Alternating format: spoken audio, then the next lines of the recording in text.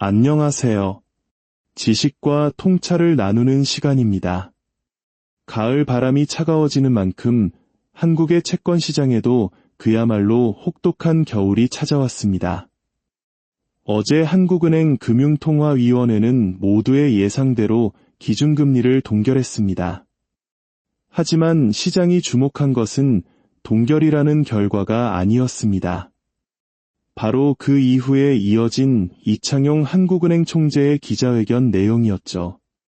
많은 시장 참여자들은 혹시나 금리 인하에 대한 작은 희망의 불씨라도 볼 수 있을까 귀를 기울였습니다. 경기가 어려우니 이제는 긴축을 멈추고 돈을 풀 신호를 줄 것이라는 막연한 기대감이 있었기 때문입니다. 하지만 돌아온 것은 기대와는 정반대의 얼음장처럼 차가운 메시지였습니다. 이 총재는 현재 시장 금리가 오르는 현상을 두고 금리 정책의 변화 과정에서 당연히 있을 수 있는 상황이라고 언급했습니다. 시장의 고통을 달래주기는커녕 오히려 이 정도는 감수해야 한다는 뉘앙스로 해석될 수 있는 발언이었죠.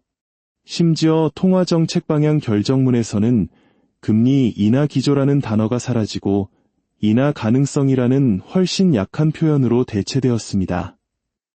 이는 사실상 이제 금리 인하만 쳐다보며 기대하지 말라는 강력한 신호였습니다. 기댈 곳이 없어진 시장은 그야말로 패닉 상태에 빠졌습니다.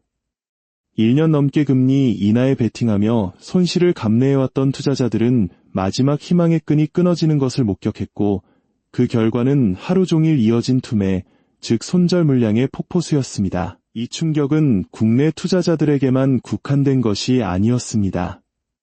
세계적인 투자은행인 바클레이즈는 금통위 직전까지도 금리 인하 전망을 고집하다가 회의 결과가 나오자 하루 만에 말을 바꿔 2027년 말까지 금리가 동결될 것이라는 극단적인 전망을 내놓았습니다.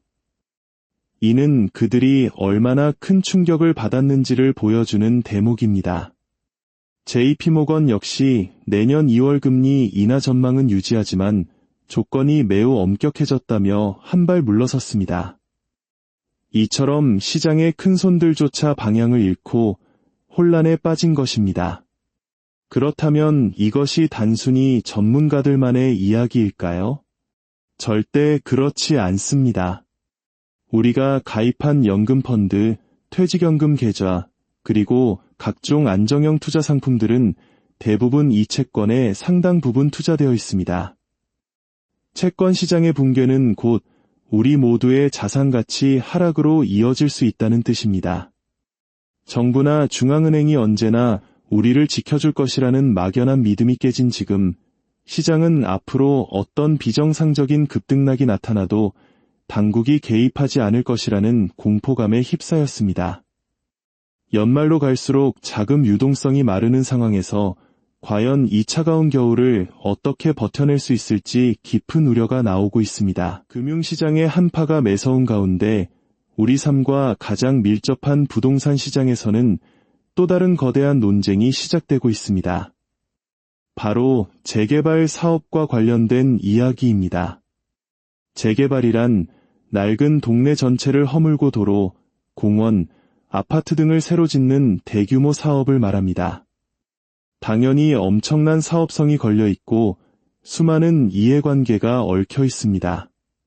그런데 최근 서울시와 국토부가 재개발 사업의 사업성을 높여주기 위해 한 가지 중요한 규제를 완화하는 방안을 협의 중이라는 소식이 전해졌습니다. 핵심은 공공임대주택 의무 비율을 낮추는 것입니다. 현행법상 재개발을 통해 용적률, 즉 건물을 더 높게 지을 수 있는 혜택을 받으면 그 대가로 늘어난 면적의 50%에서 75% 사이를 반드시 공공임대주택으로 공급해야 합니다. 청년, 신혼부부, 저소득층 등 주거약자를 위한 최소한의 사회적 안전망인 셈이죠. 하지만 현재 논의되는 내용은 이 의무 비율의 최저선인 50%를 30%까지 낮춰주자는 것입니다. 이것은 단순히 숫자를 조정하는 문제가 아니라 집이라는 공간을 어떻게 바라볼 것인가에 대한 우리 사회의 근본적인 철학이 걸린 문제입니다. 개발 이익을 사회와 나누는 공공성을 우선할 것인가, 아니면 조합원과 건설사의 이익인 사업성을 더 중요하게 여길 것인가의 갈림길에 선 것입니다. 평생을 내 집 마련이라는 하나의 목표를 위해 달려야 하는 아파트 공화국의 현실 속에서 이러한 정책 방향의 전환이 과연 우리 사회를 더 건강하게 만드는 길인지 깊이 생각해 보아야 할 시점입니다. 이렇게 머리 아픈 소식들만 가득한 것 같지만 때로는 상상도 못한 곳에서 웃음을 주는 소식이 들려오기도 합니다.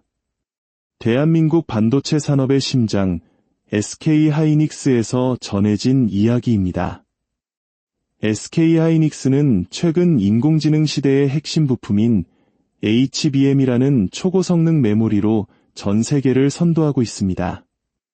그런데 바로 그 SK하이닉스가 세븐일레븐 편의점과 손잡고 과자를 출시했습니다. 그 이름은 놀랍게도 HBM 칩스입니다. 물론 여기서의 HBM은 고대 역폭 메모리가 아닙니다. H는 허니, B는 바나나, 버네너, 그리고 M은 맛, MET의 약자라고 합니다. 허니 바나나 맛칩이라는 뜻이죠. 이는 복잡하고 어려운 기술을 다루는 기업이 대중에게 한 걸음 더 친숙하게 다가가기 위한 아주 재치있고 영리한 시도라고 볼 수 있습니다. 과자 봉지 안에는 스티커를 넣어 금 열동 같은 경품 행사도 진행하고 심지어 이 과자를 의인화한 캐릭터까지 공개할 예정이라고 합니다. 첨단 기술의 상징인 HBM 칩을 탑재한 휴머노이드 로봇이라는 세계관까지 만들었다고 하니 그들의 진심 어린 마케팅에 웃음이 나지 않을 수 없습니다. 때로는 이런 기발한 상상력이 딱딱한 경제 뉴스에 지친 우리에게 작은 활력소가 되어주기도 합니다. 차가운 현실을 마주한 채권 시장, 공공성의 기로에 선 부동산 정책, 그리고 기업의 기발한 소통 방식까지 오늘 우리는 한국 경제의 다양한 단면을 함께 살펴보았습니다.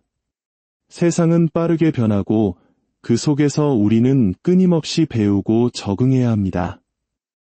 오늘 이야기가 급변하는 세상 속에서 여러분의 길을 비추는 작은 등불이 되었기를 바랍니다. 이 내용이 여러분께 유익했다면 주변 분들과 함께 나누어 주시고 저희 채널에 대한 여러분의 응원을 보여주시는 것이 저희에게는 가장 큰 힘이 됩니다. 여러분의 구독과 좋아요는 더 좋은 콘텐츠를 만드는데 소중한 밑거름이 됩니다.